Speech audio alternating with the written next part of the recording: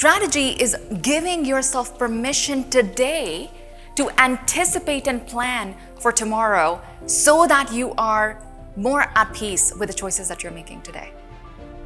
And this may feel, oh, is this relevant or not? Honestly, it is. Two key things. In the last 15 minutes of my talk, what we've heard today and the time we created or spent in connecting and hearing those human stories, if you can stay true to your superpower of love, connection, and focus on people, you've got your strategy down. That is my one ask, and I will share that with you under the lens of 3 strategies. And you probably are familiar with the 3 wise monkeys. Don't see no evil, don't speak no evil, and don't hear no evil. Well, Japanese did one better. They said, actually, why don't we use these 3 powers for our advantage? I'm gonna use one invitation around seeing, another around hearing, and another around speaking. When we look at the seeing part, can you purposefully zoom in and out? Can you purposefully zoom in to say, today the most pressing thing that I have to do is X? And you probably also have like 10 plus in the laundry list, but this one is the most important. Once somebody asked me in a leadership team meeting to say, how do you know which one is important? Fascinating, it doesn't matter how. Picking one over time, you figure out that there's a pattern of, did that serve me well or not? What works for you may not work for you. But if you only focus on the now, you are not going to be able to make decisions that have the best long-term impacts. So it's a commitment to say, I will zoom in and out purposefully. Being purposeful and intentional is what it means to be strategic. So how will I zoom in and out? I want to quickly walk you through some of the pieces in your strategy. We talked about the 3 strategic goals. Each goal has, if we take one of them, which is around this resilient and empowered workforce, each of these goals have actions associated with them. There are total 11 actions.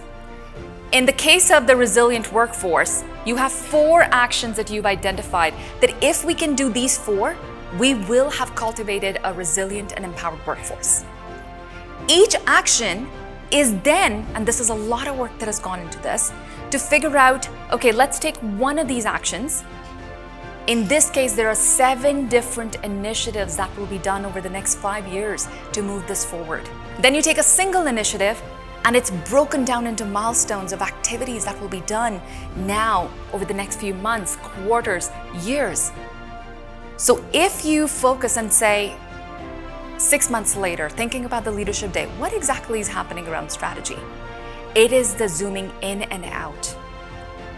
It is having conversations to say, okay, if our commitment around any one of the goals, how does it show up in the daily work? That goal has actions, actions have initiatives, initiatives have milestones. There's a lot. So I just wanted you to be aware that there are legs, very deep roots that your strategy is standing on. When you think about communication, and a lot of connection happens through communication, don't feel stressed about 5 years. Tell me like everything that needs to be done. You don't need to know everything. The goal is the process.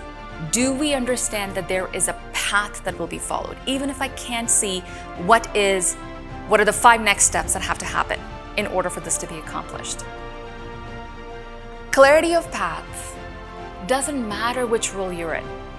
Are you somebody working in the kitchen? Are you somebody who is working directly as a PSW?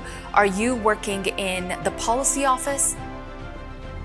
You can choose to seek clarity. Clarity cannot be given to anybody. Clarity is created, it's co-created. You have to seek it, and somebody who has more access or context has to fill the gaps. Hermine and Chelsea are gonna talk about the Swiss cheese of strategy and change. Nobody has the full picture. And nobody can. Picture keeps evolving. My sister's strategy, it's going really well. It is still evolving. And it's changing as new things come up. Same is true here. I want to share this very brief story, and a lot of you may be familiar with this. In 1961, John F. Kennedy, he was visiting NASA to share his mission of putting the first man on the moon.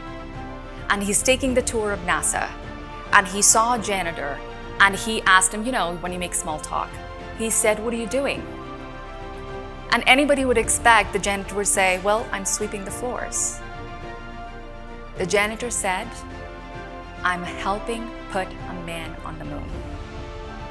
Honestly, as overdone as the story is, it still gives me goosebumps about the power of the story or the narrative, the meaning people derive from their work.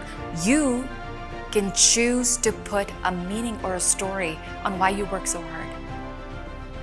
The story we heard about staying back for Shwiv, if you think of it as just as another building, you are depriving yourself of the success and meaning of the hard work and the intention and the pivoting that has gone into something so massive. Nobody can strip you of the story. You can choose the narrative, and you can also share that as a gift to your peers. If someday it feels overwhelming and unclear, it's to say, an invitation. What story are you telling?